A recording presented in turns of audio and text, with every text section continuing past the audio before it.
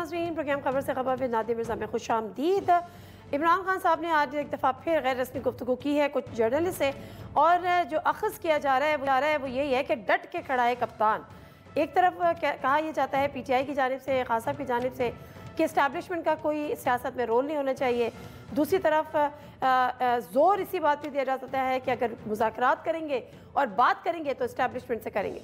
सियासी जमातें कहती हैं कि आए हमसे बात करें, हुकूमत कहती है आए हमसे बात करें, कहते जी आपके पल्ले कुछ नहीं है तो हमने आपसे बात ही नहीं करनी है। इस इशू को लेकर पीपल्स पार्टी ने भी गुफ्तगू की थी, और उससे पहले PTI ने भी ये PMLN ने भी ये कहा था कि हमसे गुफ्तगू करें या हमसे मुज़ाकरात करें, लेकिन बहरहाल इस पर राज़ी नहीं है। फैसल करीम कुंडी साहब, गवर्नर खैबर पख्तूनख्वा, उन्होंने भी आज मीडिया से बात की। शॉर्ट सा क्लिप है, ज़रा सुनते हैं। और आम तासुर यही है कि बार बार यही कहा जा रहा है PTI को कि आपने माफ़ी मांगनी है। अगरचे आप 9 मई के मामलात पर, जो वाक़यात पर आप माफ़ी मांगेंगे तो फिर तो शायद आगे कोई बात बढ़े, लेकिन उसके अलावा माफ़ी किसी सूरत नहीं मिलेगी। जो अली अमीन गंडापुर साहब हैं, जो कि वज़ीर आला खैबर पख्तूनख्वा के इस हवाले से उन्होंने भी कुछ कमेंट किए, वो भी सुनते हैं। मांगने को तैयार हूँ, लेकिन पहले मुझे मेरी गलती साबित की जाए। लेकिन अगर मेरी गलती नहीं है और गलती किसी और की है तो फिर मुझसे माफी कौन मांगेगा? फिर वो बंदा भी तो मुझे बताए ना। हमारी इसमें कोई गलती नहीं है, ये एक प्री प्लान काम हुआ है। तो ये जो है जिसकी गलती है उसको मानना पड़ेगा, जिस हद तक है उस हद तक मानना पड़ेगा। आगे बढ़ने के लिए ये जबरदस्ती के काम, जबरदस्ती की डिमांडें, अपनी अना को तस्कीन पहुँचाने के लिए, अपना परसेप्शन ठीक करने के लिए इस तरह की बातों से मुज़ाकरात नहीं होते। अली अमीन गंडापुर साहब ने कहा कि इस तरह की बातों से मुज़ाकरात नहीं होते, वो डेफिनेटली गवर्नमेंट की बातें कर रहे हैं। दूसरी तरफ ये खबरें भी ज़द-ए-आम है कि पार्टी के अंदर भी एक रिफ्ट है, पार्टी के अंदर भी ग्रुपिंग है, लोगों को बड़ी शिकायतें हैं। हाल ही में हमने एक नोटिफिकेशन देखा शेर अफजल मरवत साहब का, और पहले उनकी जो मेंबरशिप थी PTI के साथ उसको सस्पेंड किया गया था, और फिर उनको मुस्तकिल बुनियादों पे उनकी बुनियादी जो रुकनीत थी उसको ख़त्म कर दिया गया। उसी दूसरी तरफ हमने जो इस चेयरमैन है बैरिस्टर गौहर साहब, एक लेटर सामने आया कि बुनियादी रुकनीत ख़त्म हो गई। दूसरी तरफ जो बैरिस्टर गौहर साहब हैं, जो कि खुद पार्टी के चेयरमैन हैं, वो कहते हैं नहीं जी फेक लेटर है और ऐसा नहीं हो सकता, हमें कुछ नहीं पता और ऐसा नहीं होगा, मैं खुद खान साहब से बात करूँगा। उससे पहले शेर अफजल मरवत साहब भी कहते हुए पाए गए थे कि मुझे खुद खान साहब से कुछ शिकायतें हैं जो उनसे मिलने पर दूर होंगी। लेकिन जो लेटर था वो लेटर के नीचे फिरदौस शमीम नकवी साहब के दस्तखत थे, और जिसमें उन्होंने कहा कि पार्टी एक इंक्वायरी कमेटी बनी थी और उसने फिलहाल ये फैसला किया। मामला है क्या, और अगर ये फैसला हुआ था तो चेयरमैन के, जो पार्टी के चेयरमैन हैं बैरिस्टर गौहर साहब, उनकी मर्जी, उनके नॉलेज में क्यों नहीं लाया गया? हमारे साथ मौजूद हैं फिरदौस शमीम नकवी। बात करते हैं। अस्सलाम वालेकुम फिरदौस शमीम नकवी साहब। वालेकुम अस्सलाम। फिरदौस शमीम नकवी साहब, दीगर PTI के मामला पे बात, इससे पहले कि आप मरवत साहब के बारे में सवाल पूछे, मैं थोड़ी सी क्लैरिफिकेशन वो जो 2 वीडियो ऑडियो क्लिप्स आपने सुनाई है उस पर दे दूं। पहली चीज ये है कि हम नेगोशिएट क्या करना चाहते हैं। इस वक्त पाकिस्तान के अंदर सबसे ताकतवर इदारा, इस वक्त नहीं 75 साल से इस मुल्क के अंदर सबसे ताकतवर इदारा, more powerful than any other body in the country, is the Pakistan army. इसलिए नेगोशिएशन उन्हीं से होनी है, इससे कि बाकी जितनी सियासी जमातें वो सब उनके नीचे है। एक सियासी जमात है जो उसने एक स्टैंड ले लिया, उसके लीडर ने स्टैंड ले लिया, और वो ये कहता है कि आए मिलके पाकिस्तान की बेहतरी के लिए फैसला करते हैं जिसमें पाकिस्तान की बेहतरी हो। तो जिस आदमी या जिस इंस्टीट्यूशन ने विड्रॉ करना है उसी से बात हो सकती है।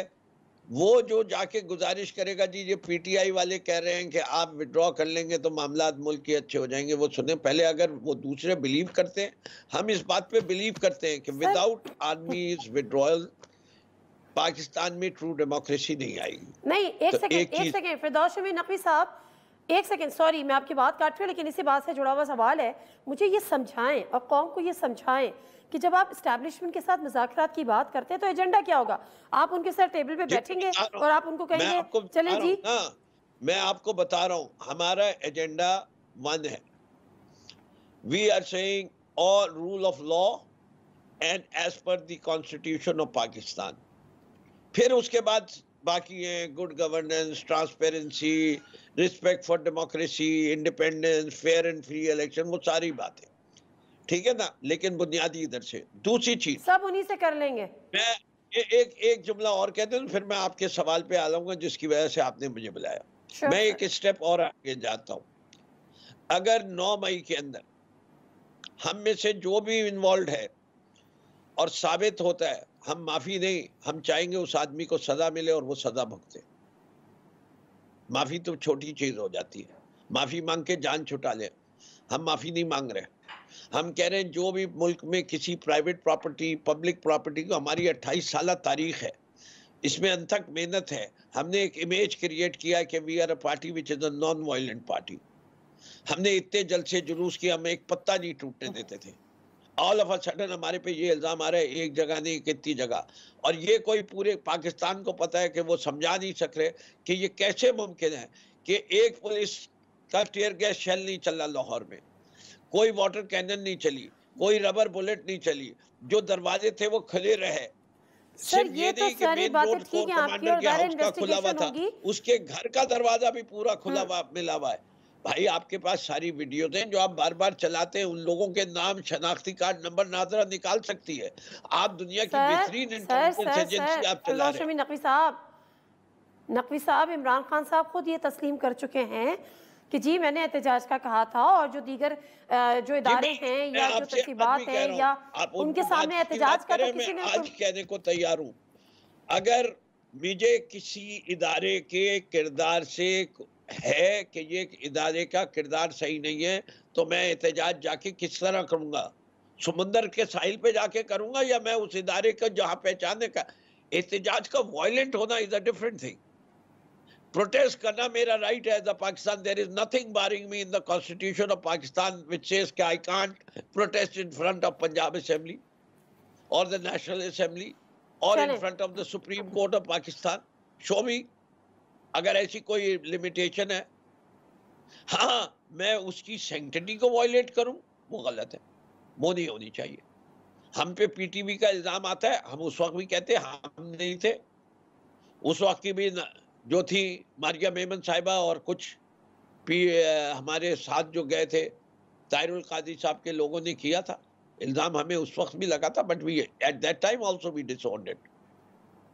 तो मैं इस बात को बड़े क्लियरली कह रहा हूँ कि यानी माफी नहीं मांगनी, खान साहब ने माफी नहीं मांगनी, लेकिन मुज़ाकरात करने। अरे मैं क्या, आपने देखे, फिर भी देखे ना आप जो है, मैं कह रहा हूँ माफी तो बहुत छोटी चीज होती है कि मुझे माफ कर दो। मैं कह रहा हूँ मैं सजा भुगतने को तैयार हूँ। ठीक है, साबित हो कि आप इन्वॉल्व थे। ठीक है, अच्छा अब जरा बताएं ना। मैं गलती पे हूँ, मैं माफी भी मांगूंगा, लेकिन मैं माफी इसलिए नहीं मांगूंगा कि मुझे सजा ना मिले और मेरे प्लेटलेट्स कम हो जाए और मैं लंदन चला जाऊं और भाग जाऊं, और जब मेरी फिटिंग सेट हो जाए तो आ जाऊं। ना ना ना ना ना ना नहीं, लंदन वो गए थे तो लंदन आपने भेजा था सर। यास्मीन राशिद साहब ग्रुप में थी, लूप में थी, डॉक्टर फैसल रूप में थे, आपने भेजा था सर। नादिया बीबी, आप जो हैं, I put you as well informed journalist. I think so enough has come on the media कि how platelets are reduced, what chemical was kept in the test tube which reduced the platelet count. So when the tests were done, that was shown. उसके लिए सिर्फ 2 drops चाहिए। आपने अगर वो article नहीं पढ़े, I will send them to you and you can understand कि उसको कौन से और किसने ये मैनिपुलेट किया। वो ठीक है, लेकिन भेजा तो आपकी गवर्नमेंट ने था ना सर, आपकी हुकूमत जी हमारी। आपको ये तो याद है कि हमने इजाजत दी थी। आप वो भूल गए कि हमने कहा था कि इसका जो जमानत है गारंटी के लिए, वो आप हमें इतने करोड़ की जमानत दे दें, 500 करोड़ 600 करोड़ रुपए की, कोई वो क्यों नहीं दी? और वो 50 रुपए के एग्रीमेंट पे आके खत्म हुई थी। और चले खैर आगे बढ़ते हैं सर। ये एक लेटर है शेर अफजल मरवत साहब। किसने करवाया? वो हमने करवाया। छोड़ दीजिए, चलिए आपका जो मेन आज का सवाल है, जो उसके लिए आपने मुझे बुलाया, आप उसमें आ जाइए। बिल्कुल ठीक है, छोड़ दीजिए सर। ये लेटर है मेरे हाथ में जिसमें लिखा हुआ है कि Sher Afzal Marwat termination letter. I fully own it. अगला सवाल। और इसमें आपके सिग्नेचर हैं, तो और ये सिग्नेचर आपके हैं, और आपने इनको टर्मिनेट किया, और इवन दो के पार्टी के जो चेयरमैन है वो इससे लाइन में। मैंने नहीं किया। एक हमारी 3 रुकनी कमेटी थी जिसके मेंबरान के नाम है, तो 4 रुकनी कमेटी। अनफॉर्चुनेटली उसका चौथा रुकन जो है वो मीटिंग नहीं अटेंड कर सकता। उनका नाम है रऊफ हसन। हम 4 रुकनी कमेटी थी जिसमें रऊफ हसन थे, मैं था, आतिफ खान थे और दाऊद काकर थे। यानी एक आदमी हर सूबे से। इसकी जिम्मेदारी ये लगाई गई थी, एम्पावर किया गया था इस कमेटी को कि जब हमने जो शेर अफजल मरवत का रिप्लाई था वो रिजेक्ट किया कि that's not acceptable, as a final warning he was said that you have to remain within the party discipline and norm, यानी जो कुछ पार्टी का आईन कहता है, पार्टी के असूल कहते हैं, आपको उसके हदूद में रह के काम करना है, और अगर आपने उसके हदूद के बाहर गए तो ये कमेटी आपकी सारे मामलात को बजा कहते हैं अंडर द माइक्रोस्कोप देख रही है। तो अगर आपने कोई खिलाफ वर्जी की तो ये कमेटी जो एक्शन रिकमेंड करेगी वो इम्प्लीमेंट कर दिया जाएगा। ये क्लियरली उस खत में लिखा गया था और ये 25 दिन पहले की बात है, और ये खत सेक्रेटरी जनरल ने इशू किया था और उनको भेजा भी था। अब उन्होंने पिछले हफ्ते फिर वायलेट की, और जब वो वायलेशंस की शिकायतें हमारे पास आई, कमेटी मिली और कमेटी ने ये फैसला किया कि हमें एम्पावर किया गया था कि अगर ये वायलेट करें तो आप टर्मिनेट कर दें, तो हमने वो टर्मिनेट किया। मैं क्योंकि उस पार्टी उस कमेटी का सबसे सीनियर रुकन हूँ तो मुझे साइन करने को on behalf of the committee members किया, और मैं एडिशनल सेक्रेटरी जनरल भी हूँ। मैंने वो साइन किया और वो मैंने अपने सेक्रेटरी जनरल को भेज दिया कि I am releasing this to the media. Once I got the consent कि okay you are empowered, I sent it to the media. अच्छा, तो अब जरा बताएगा कि क्या ऐसी वायलेशन थी उनकी पार्टी के रूल्स की, रेगुलेशंस की, पार्टी के प्रिंसिपल्स की? हम बार बार कह चुके हैं ये चार्जेस जो उनके ऊपर हैं वो आ चुके हैं। आप दोबारा दोहराना चाहती हैं, मैं दोहरा देता हूँ। वो पार्टी के अंदरूनी मामलात को बरसर-ए-आम डिस्कस करते थे जो उन्हें नहीं करना चाहिए। एक उन्होंने पार्टी की factual position on certain things जो है उसको मिस रिप्रेजेंट किया। माजी की मिसालें जो मीडिया में कोट हो चुकी हैं वो देते हुए मैं दे देता हूँ। फॉर एग्जांपल, हमने कभी तारीख में नहीं कहा कि मोहम्मद बिन सलमान या सऊदी हुकूमत जो है रिजीम चेंज ऑपरेशन में इन्वॉल्व थी किसी भी फोरम पे, किसी शख्स की पार्टी के। दूसरी चीज, पार्टी के किसी शख्स ने आज तक ये नहीं क्लेम किया था, और ये मेरी सियासत की समझ में नहीं आता कि मैं अपनी पार्टी के बारे में कैसे ये कह सकता हूँ कि मेरी पार्टी के अंदर 2 हिस्से हो गए और एक फॉरवर्ड ब्लॉक बन गया पंजाब में, जो कि नहीं बना था। उसके बाद जो वोटिंग हुई है उससे साबित कर दिया कि कोई फॉरवर्ड ब्लॉक नहीं बना हुआ, चाहे वो स्पीकर हो, डिप्टी स्पीकर हो, चाहे किसी के भी वोटिंग हो। जितनी वोटिंग हुई है, जो पीटीआई के एमपीएस थे सबने वोट दिया पीटीआई के लिए। ये इतनी बड़ी अपसेटिंग कि कैसे किया जाए। फिर इसके अलावा ये बताएगा चीजें हामिद खान के हवाले से, शिमली फराज के हवाले से और सीनियर लीडरशिप के हवाले से, उमर अयूब के हवाले से की, जो कि मेरे ख्याल से जायज नहीं है। ये अगर उनको शिकायत किसी से भी है, ठीक है, वो मुझे पार्टी के फोरम पे करनी चाहिए। वो शख्स है जिनसे सबसे ज्यादा इमरान खान साहब मिले जेल में, इससे के वो वकील थे। मुझे एक और बात बता दें फिरदौस शमीम साहब, एक और बात बता दें। ये जो लेटर है जिसपे आपने साइन किए हैं उसमें ये मेंशन किया हुआ है कि with the approved by the founding chairman Imran Khan. इनसे अप्रूवल कब लिया, किसने जाके लिया, आप मिले थे? जी देखिए, मैं ये ऑब्वियसली जब ये कमेटी बनी थी, ये कोर कमेटी में भी डिस्कस हुआ था पार्टी की, और उस कोर कमेटी में भी ये बताया गया था कि खान साहब ने ये सोल्यूशन दिया है to give Marwat additional chances. नहीं जी, ये क्या कह रहे हैं आप? ये कह रहे हैं कि खान साहब ने पहले कह दिया था कि अगर आप लोग चाहो तो उसको निकाल देना। ट्रीटमेंट दिया गया शेर अफजल मरवत साहब को, इससे कि we all do recognize that at a very critical juncture he has shown a lot of courage, but बात है जब आदमी अपने कॉमन सेंस से हट जाए और वो नुकसान ज्यादा पहुंचाने लगे फायदे से, और बाहरा उनको समझाने के बावजूद वो अपने रवैये को और अपनी सोच को दुरुस्त करने को नहीं तैयार हो, तो फिर it needs surgery. And I think so the time मैं सिर्फ ये जानना चाह रही हूँ कि इमरान खान साहब से कंसेंट या अप्रूवल कब लिया गया कि हम इनको टर्मिनेट कर रहे हैं? खान साहब से कोई कंटेंट का अप्रूवल नहीं लिया गया। मैं आपको डायरेक्टली कह रहा हूँ, it was an empowered letter में लिखा हुआ है, ये उस कमेटी का फैसला। नो सर, इस लेटर में ये लाइन है। खान साहब का एक मिनट नादिया सुन लीजिए। खान साहब का फैसला इस हद तक है कि उन्होंने ये 4 आदमियों की कमेटी का अप्रूवल दिया कि ये 4 आदमियों की कमेटी रऊफ हसन साहब के, वो रऊफ हसन साहब, फिरदौस नकवी, आतिफ खान और दाऊद काकड़ शेर अफजल मरवत को अपनी निगाह के नीचे रखेंगे, और अगर शेर अफजल मरवत 4 महीने तक बिल्कुल सही रहेंगे तो हम उनको वापस जो है अपनी कोर कमेटी, पॉलिटिकल कमेटी या उसमें ले लेंगे।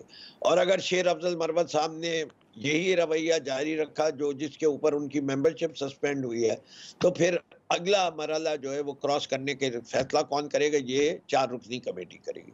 उन्होंने क्रॉस किया, 4 रुकनी कमेटी में से जो 3 रुकन थे उन्होंने डिस्कस किया, यूनानिमस एक डिसीजन ठीक है की, सर, ये और उस सब हुआ डिसीजन होगा, को ये सब हुआ implement होगा, लेकिन मैं उस लेटर की बात कर रही हूँ सर, मैं उस लेटर की बात कर रही हूँ। Committee has recommended termination of his membership and the same has been approved by the founding chairman Imran Khan. इसलिए मैं आपसे ये पर्टिकुलर क्वेश्चन कर रही थी, लेकिन बहरहाल formation of the committee has been approved. आप पुराने गौहर साहब लेटर की बात कर रहे हैं, मेरे इस लेटर में कोई ऐसी चीज का जिक्र नहीं है। बैरिस्टर गौहर साहब कह रहे थे ये गलतफहमी का नतीजा है। मैं खान साहब, आप कह रहे हैं खान साहब से इस पे अप्रूवल नहीं लिया गया।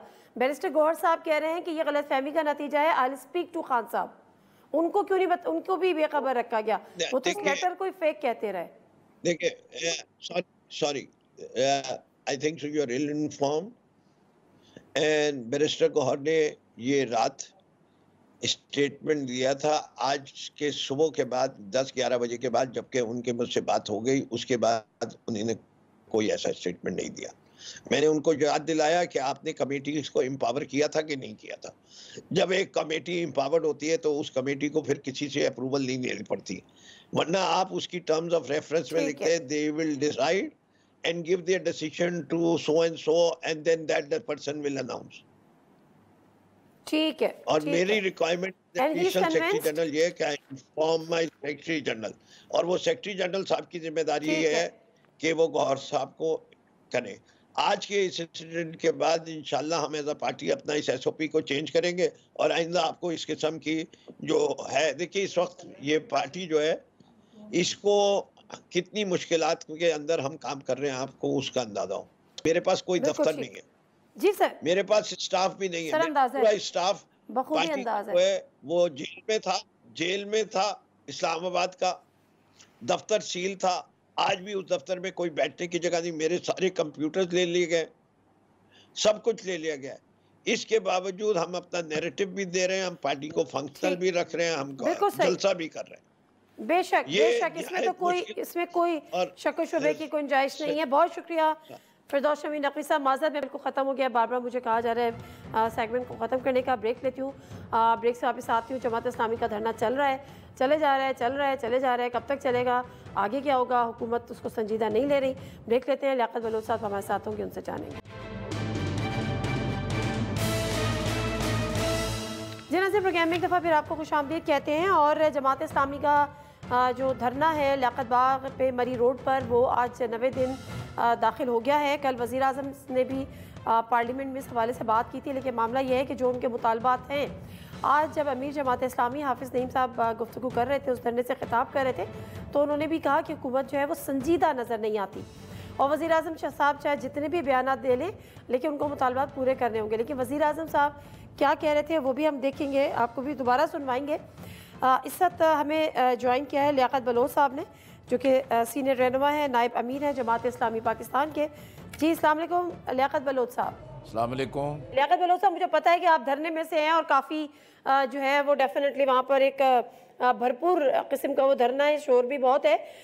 वज़ीर आज़म साहब ने जो कल पार्लियामेंट में खिताब किया और उन्होंने जो आपके धरने के वाले से बात की, तो आज जो धरने दे रहे हैं और जो दूसरे जो काम कर रहे हैं, ये सियासत बराए सियासत है। टैक्सेस जो इस बजट में हमें लगाने पड़े, बाज़ टैक्सेस तो बिल्कुल जायज हैं, ये हमारा अपना एजेंडा है, ये नवाज शरीफ का एजेंडा है कि बिजली को सस्ती करना, कि इसके ऊपर सियासत अवामी तौहीन के मुतरादिफ है। बाज़ हुकूमत के अपने IPPs हैं, गवर्नमेंट ऑफ पाकिस्तान के, उनका कोई इशू नहीं है, उसके ऊपर हम अल्हम्दुलिल्लाह बड़ी तेजी से काम कर रहे हैं। हमें किसी एग्रीमेंट को या किसी दौर को ताने का निशाना नहीं बनाना चाहिए। कोई जज्बाती फैसला कर बैठे कि एब्सोल्युटली नॉट, और बैठे बैठाए एब्सोल्युटली नॉट ने क्या अपना हशर किया वो आप सब जानते हैं। जी लियाकत बलोच साहब, ये एजेंडा तो नवाज शरीफ साहब का है कि सस्ती बिजली करना, और आप लोग जो है इसको सियासत की नज़र कर रहे हैं, ये वज़ीर आज़म साहब का कहना है। जी बिस्मिल्लाहिर्रहमानिर्रहीम। देखें, जैसे शहबाज शरीफ साहब ने फरमाया कि मियाँ नवाज शरीफ साहब का एजेंडा है कि बिजली सस्ती करें। अगर बिजली सस्ती करना एजेंडा है तो सस्ती करें। ये तो मुसलसल महंगी करते चले जा रहे हैं, आवाम के लिए नाकाबिले बर्दाश्त है। और इसी तरह उन्होंने अपने ख़िताब में फरमाया कि भी धरना देने वाले सियासत कर रहे हैं। हमने तो पहले दिन ही ये अनाउंसमेंट की कि हमारा ये कोई पार्टी एजेंडा नहीं है, ये आवाम का एजेंडा है, ये पूरी कौम का एजेंडा है। जब आवाम बिजली का बिल ना अदा कर सकें और महंगा पेट्रोल जो है कि सनत, तजारत और ज़राअत को बिल्कुल उसको ज़मीन बोस कर रहा हो, तनख्वाहदार तबका जो है कि मेहनत करता है उस पर एक अजाफी बोझ लाद दिया जाए। IPPs के मुआहदे जिनके बारे में एक चीज़ों को इख्फा में रखा गया, छुपा के रखा गया, अब तो बिल्कुल चीज़ें दस्तबाम हो गई हैं कि 52% तो वफाकी हुकूमत की मलकियत है, 23% जो है कि चाइना CPEC के ज़रिए इसका प्रोजेक्ट का ज़िम्मेदार है, और 25% वो लोग हैं जो पाकिस्तान के सरमायाकार हैं और पाकिस्तान के सनतकार हैं, जो एक तवील मुद्दत से जो है वो कैपेसिटी बिलिंग में अरबों खरबों रुपए वसूल कर चुके हैं। हमारा मुतालबा तो यही है कि बिजली सस्ती करो, पेट्रोल की कीमत ठीक सतह पर लेकर आओ, तनख्वाहदार तबके पे टैक्स ख़त्म करो, और IPPs के मामलात में जो है रिविज़िट करो, नज़रसानी करो, फराजिक इसका ऑडिट करो। इसलिए कि अगर आप ये समझें कि भाई बस आंखें बंद करके हमेशा की तरह हर हुकूमत आए, ढाकिज़म पे आए और अपना डंग टपाओ काम करके चली जाए, अब मामलात इस सतह पर पहुंच गए हैं कि आवाम में अनारकी फैल रही है, अदम तहफ़्फ़ुज़ फैल रहा है, शिद्दत जज्बात फैल रहे हैं, और इसीलिए हम धरने की सूरत में आए हैं कि मुल्क को अनारकी से बचाया जाए, मुल्क को फसाद से बचाया जाए, पाकिस्तान के अवाम की उम्मीदें ना टूटने दी जाएँ और उनमें ये हौसला बरकरार रहे कि उनके लिए भी कोई खैर का कलमा बुलंद करने के लिए तैयार है। लियाकत बलोच साहब, माज़रत के साथ मैं आपको इंटरवीन कर रही हूँ, ये आपकी तजवीज़ हैं। जानना ये चाहूँगी कि अब तक हुकूमत की मुज़ाकराती कमेटी के साथ आपके कितने राउंड्स हो चुके हैं और अब अगला राउंड कब मुतवक्के है? देखें, पहला तो था कि टेलीफोनिक रब्ता था, फिर मैंने मौसम नकवी साहब से भी और उसके साथ अतार तारड़ साहब से भी कहा कि आप मुज़ाकरात चाहते हैं, आप यहाँ धरने में आ जाएं, हाफिज़ नईमुर्रहमान साहब से मिलें, अपनी पेशकश करें। तो पहले मरहले पे उन्होंने हाफिज़ नईमुर्रहमान साहब से अपील की। हाफिज़ साहब ने कहा कि हम तो आवाम को रिलीफ चाहते हैं और हम मुज़ाकरात करेंगे। फिर मेरी सरबराही में एक कमेटी बना दी गई। उसके बाद हमारा फिर पहला राउंड हुआ जिसमें हमने अपना पूरा चार्टर जो है उसको बिल्कुल फ्रेम कर दिया और उसकी तमाम चीज़ों को मुतय्यन कर दिया। वज़रा ने कहा कि हम इस सिलसिले में एक टेक्निकल कमेटी बनाएंगे। फिर उन्होंने कहा कि भाई हमारी कमेटी जमात की टेक्निकल कमेटी के साथ बैठे। हमने कहा कि भाई ये दोहरे तेरे काम क्यों करते हैं, आप भी बैठें, हम भी बैठें, हमारे टेक्निकल लोग भी होंगे और आपकी टेक्निकल टीम भी होगी, हम एक एक करके चीज़ों को तय करेंगे। और दूसरे राउंड में तमाम तफसीलात उनके सामने आ गई, उसमें फ़ाइनेंस वालों का और उसमें FBR वालों का और एनर्जी सेक्टर वालों का बिल्कुल वाज़ेह मौक़िफ़ था कि ये बातें तो बिल्कुल ठीक हैं और आवाम जो हैं कि अपने लिए रिलीफ चाहते हैं। ये पॉलिटिकल विल की ज़रूरत है, पॉलिटिकल स्टांस की ज़रूरत है और पॉलिटिकल जुर्रत की ज़रूरत है कि भाई इस सिलसिले में हुक्मरान आगे बढ़ें। अब ऐसे देखें कि IPPs के मामलात को जो है कि रिविज़िट करने का मामला है, IMF भी कह रहा है कि आप नज़रसानी करें। इस वक्त तो पूरे मुल्क के तमाम माहिरीन कह रहे हैं, एप्टमा वाले तो कोर्ट की तरफ जा रहे हैं, तमाम चैम्बर्स कह रही हैं। तो मैं समझता हूँ कि शहबाज शरीफ साहब को अब किसी और की बात सुनने की बजाय आवाम की आवाज़ सुननी चाहिए, तमाम स्टेक होल्डर्स को सुनना चाहिए। अगली कोई मुज़ाकराती राउंड बताया हुकूमत ने, अगले मुज़ाकरात कब होंगे आपके? देखें, हमारी तरफ से तो बात उन तक मुकम्मल पहुँच चुकी है। अब ये उन पर डिपेंड करता है, वो बात करना चाहते हैं, रिलीफ देना चाहते हैं, अगर नहीं तो ये धरना भी जारी है और धरना फिर ये महज इसी जगह महदूद नहीं रहेगा, ये पूरे मुल्क में भी फैलेगा और अगले मराइल भी इंशाअल्लाह हम इसकी अनाउंसमेंट के साथ आगे बढ़ते चले जाएंगे। ठीक है, बहुत शुक्रिया लियाकत बलोच साहब आपके टाइम का। और लियाकत बलोच साहब से गुफ्तगू कर रहे थे नायब अमीर जमात इस्लामी, और मामला यही है कि 9 दिन हो चुके हैं, 90 दिन में दाखिल हो चुका, लेकिन हुकूमत का गैर संजीदा रवैया है। और वज़ीर आज़म साहब कल इसको एक सियासी वो भी कह चुके हैं कि ये एक सियासी मामला है या सियासत की नज़र इस मामले को किया जा रहा है। लेकिन बहरहाल फ़िलहाल तो कुछ हासिल उसूल इस धरने का नहीं है, और लेट्स सी कि कितना इसको सस्टेन कर पाएंगे। आगे जब लेके चलना है तो किस तरह लेके चलना है, और बकौल लियाकत बलोच साहब से कि इसको हम पूरे मुल्क में इसको फैलाएंगे, क्योंकि हुकूमत ने अभी तक उनसे उसके बाद कोई राब्ता नहीं किया, यानी कोई मुज़ाकराती राउंड अगला फ़िलहाल तो कोई तयशुदा नहीं है। ब्रेक ले लेते हैं, और ब्रेक से वापस आते हैं तो सीनियर सियासतदान जावेद हाशमी साहब हमारे साथ मौजूद होंगे। उनसे ज़रा जानेंगे कि जो डट के खड़ा है कप्तान के इस्टेब्लिशमेंट से मुज़ाकरात कर रहे हैं, तो ये एक गैर आइनी इक़दाम है, गैर आइनी मुतालबा है, गैर आइनी ख्वाहिश है, और आइन की बात करते करते गैर आइनी अगर बात कर रहे हैं तो क्या ये खुला तज़ाद नहीं है? ब्रेक से वापस आते हैं, जानते हैं। जी नाज़रीन, प्रोग्राम में एक दफ़ा फिर आपको खुशामदीद। और PTI के जिस तज़ाद की हम बात कर रहे हैं वो बेसिकली ये कि एक तरफ जो PTI के रहनुमा हैं या इवन बानी चेयरमैन है इमरान खान साहब, वो अपने ऊपर हुई हुई तमाम ज़्यादतियों का ज़िम्मेदार जो है वो इस्टेब्लिशमेंट को ठहराते हैं। दूसरी तरफ फिर वो ये बात भी करते हैं कि मेरी फ़ौज है, कुछ लोगों पे तनकीद करता हूँ, इल्ज़ामात नहीं देता।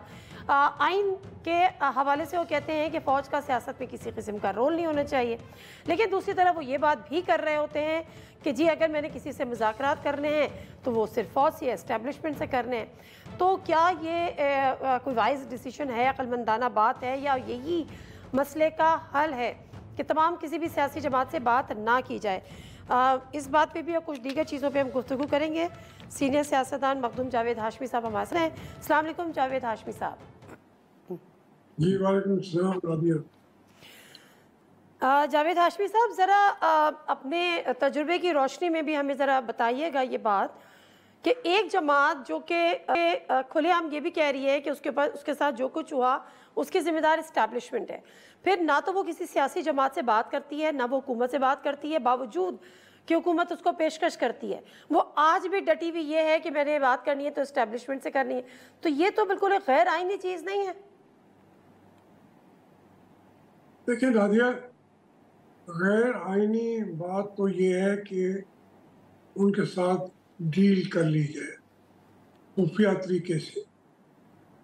अदरवाइज आप देखें हमारे तमाम मामला जो हैं उसके अंदर इस्टेब्लिशमेंट इससे इनकार भी नहीं कर सकती कि वो भी पूरी तरह मुलविस हैं। अब इमरान खान या तो पॉलिटिकल पार्टी से बात करें, पॉलिटिकल पार्टी बदकिस्मती से वो उसके मुताबिक उनकी सीटें दबा के बैठे हुए, जो मखसूस नशिस्तें थी उसके ऊपर भी उन्होंने कब्जा कर लिया है, और फॉर्म 45 को भी वो नहीं मान रहे। अब इसमें क्योंकि एक ऐसा बड़ा फियास्को हो गया ना पूरे मुल्क में, इंतखाबात जो है वो तो हमें स्टेबिलिटी देते, हमें मुस्तहकम करते, उन्होंने इंतखाबात के नताइज ने हमें अदम इस्तेकाम का शिकार कर दिया है। और उसमें जो सबसे ज़्यादा वोट लेने वाली पार्टी थी वो तो जेल में बैठी है, वो उनके ऊपर ये भी है कि उन्होंने 9 मई भी किया था, पहले उसको भी भुगते। तो वो इसको इतना गुंजलक वो कर दी गई ये चीज़ें कि उसके लिए रास्ता वही है जिनके पास अख्तियारात हैं कि वो अपने एस्टेब्लिशमेंट अपने मामलात के अंदर बैठ के सोचें कि अभी मज़ीद हमने मुल्क के मामलात में मुदाखलत करनी है, तो फिर तो लोग उन्हीं से मुज़ाकरात करेंगे ना। लेकिन इसमें तो शायद अब तहरीक इंसाफ वाले ये भी कह रहे हैं, वो तमाम सियासी रहनुमाओं से भी बात करने को तैयार हैं, एस्टेब्लिशमेंट से भी बात करने को तैयार हैं। अब इसमें कहाँ तक वो अपने मौके पे कायम रहते हैं ये अलबत्ता सोचने वाली बात है, वरना इस वक्त अच्छा, लेकिन उनका मौक़िफ़ है वो सही है। हाशमी साहब, लेकिन ऐसी कोई तारीख हमें माजी में मिलती नहीं है कि इस्टेब्लिशमेंट बैठे और किसी सियासी जमात के साथ मुज़ाकरात करें। हाँ, अगर कोई ना कोई, या तो फिर अंदरूने खाना अगर कोई मामला तय होते हैं तो फिर तो वो डील होती है, या तो खान साहब किसी डील की तरफ इशारा दे रहे हैं, लेकिन दूसरी तरफ वो कहते हैं कि जी सब माफ़ हो सकता है, 9 मई माफ़ नहीं हो सकता, 9 मई पर तो माफ़ी मांगनी चाहिए। और खान साहब कह रहे हैं माफ़ी तो मुझसे मांगनी चाहिए। तो अगर खान साहब ने माफ़ी मांग भी ली, अगर वो मांग लेते हैं तो माफ़ी मिल जाएगी? देखिए, जो वो माफ़ी का तलाफ़ी की बातें हैं, ये मैं समझता हूँ कि ये एक ज़िद होगी उनकी तरफ से भी, इनकी तरफ से भी। मुल्क के मामलात ऐसे नहीं चलाए जाते। जहाँ तक आपने कहा, मुज़ाकरात करते रहे हैं। परवेज़ मुशर्रफ से बेनज़ीर साहब ने बराह रास्त मुज़ाकरात किए हैं, तरीक़ भी यही है। अयूब खान से भी राउंड टेबल कॉन्फ्रेंस के अंदर बराह रास्त मुज़ाकरात किए गए थे, और ज़ियाउल हक़ साहब ने पीपल्स पार्टी की बात नहीं सुनी थी, लेकिन बाकी पार्टियों को के साथ वो भी बराह रास्त मुज़ाकरात करते रहे। एस्टेब्लिशमेंट हमेशा मामलात को सुलझाने के लिए कुछ कदम पीछे हटती है। वो माशाल्लाह उठाते हैं, वो जिन मामलात में हम मुदाखलत वो कर रहे हैं उससे थोड़ा सा पीछे हटते हैं, तो उसी को वही लेकिन वो खुफिया होते हैं, उसमें डील वाली तो कोई बात नहीं है।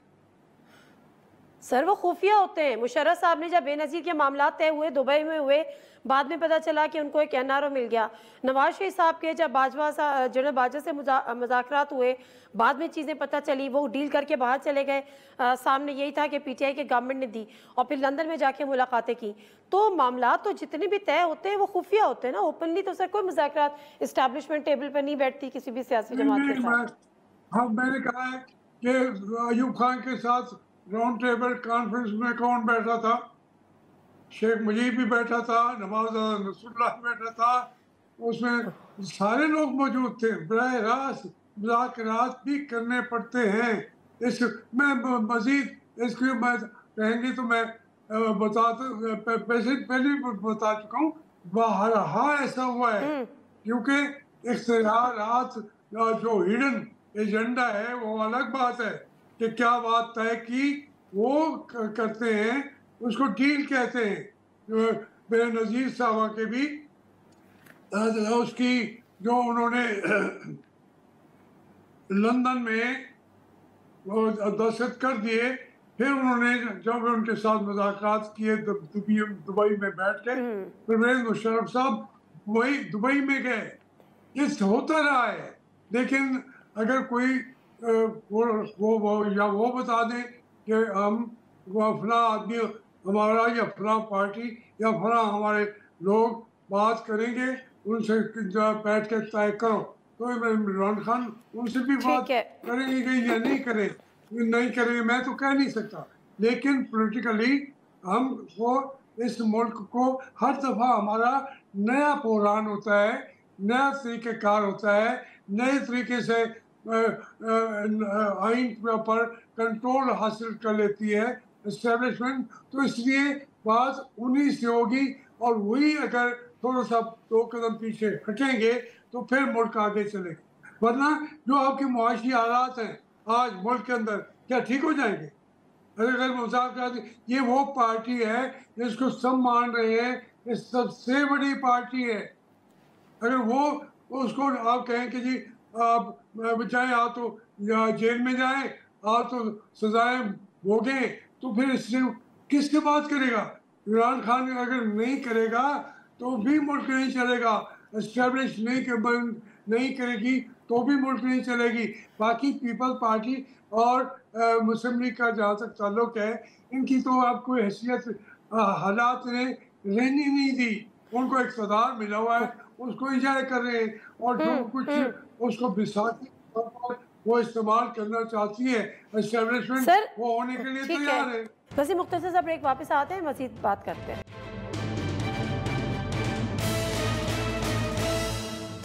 प्रोग्राम में एक दफ़ा फिर आपको खुशामदीद। हाशमी साहब, आपकी बात ठीक है कि जाहिर सी बात है जब इस्टेब्लिशमेंट डायरेक्टली बहुत सारी चीज़ों में इन्वॉल्व होती है तो उनकी राय और उनका अप्रूवल और वहाँ से चीज़ें हो तो फिर कोई 2 कदम आगे बढ़े तो मामला तय हो।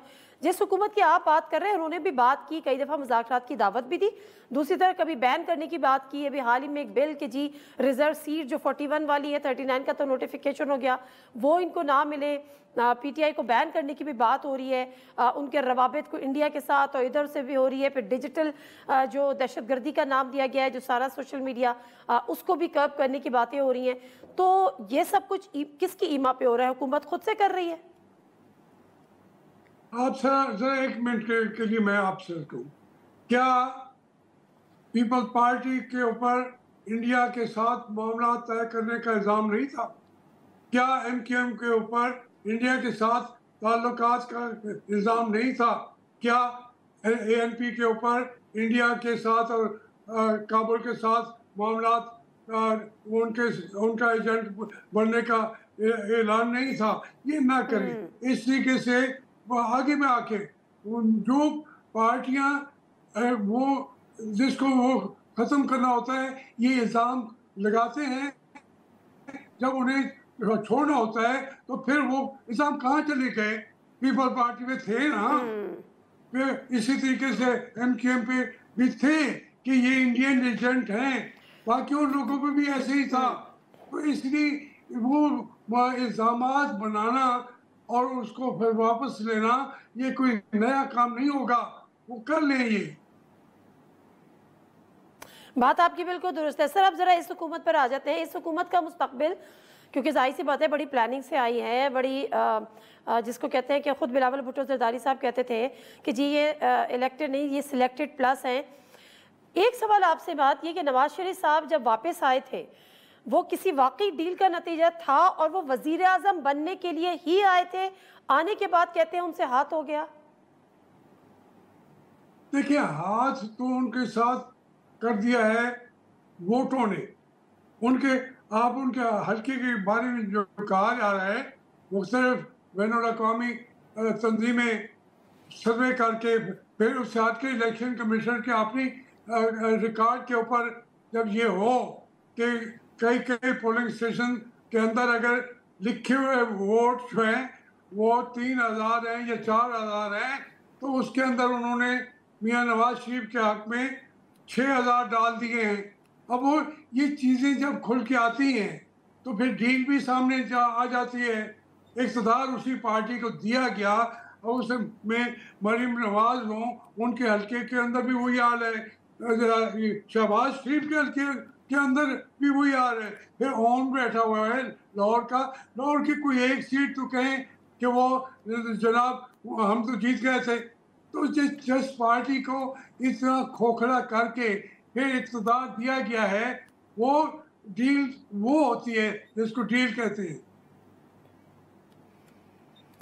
आप इस हुकूमत की मुद्दत मुकम्मल होते देख रहे हैं? क्योंकि कहा तो यही जा रहा है कि अगर पीटीआई को मज़ीद रिजर्व सीटें मिल जाती हैं और चीज़ें हालात हो जाते हैं तो कुछ नहीं पता कि हालात चेंज भी हो जाएं, ये क़यादतें वापस मुल्क से बाहर चले जाएं। आप देख रहे हैं मुद्दत कंप्लीट होते या किसी गैर मामूली सूरत हाल से भी एक दफ़ा फिर मुल्क दो चार हो सकता है? देखिए जी, मैं तो ये नहीं कहता अगर हमारी एस्टेब्लिशमेंट चाहेगी एक भी वोट उनके साथ ना हो, वो अपनी मुद्दत पूरी कर लेंगे। लेकिन उसके साथ यही होता है, नई बात नहीं है ये, हमारे मुल्क में यही होता आ रहा है। बगैर वोटों के मुद्दत पूरी कर लेती हैं असम्बलियाँ, जब वो चाहें तो तोड़ देते हैं। देखिए, इससे जो आप उसका अंदाज़ा लगाएं कि पाकिस्तान इस हालत तक पहुंचा क्यों है, हमारी मईशत तबाह क्यों हो गई है। पाकिस्तान के लोग जो हैं वो बिजली के बिलों के लिए चीख रहे हैं, चिल्ला रहे हैं, और पाकिस्तान के अंदर हकीकत ये है कि वो जो ताकत से थी वो है नहीं। पाकिस्तान तोड़ बैठेंगे, फिर ये ना करें। वह मुद्दत तो पूरी होगी, पाकिस्तान की मुद्दत को कम कर देंगे हम, ये ज्यादती कर रहे होंगे अपने पाकिस्तान के मुस्तकबिल के साथ।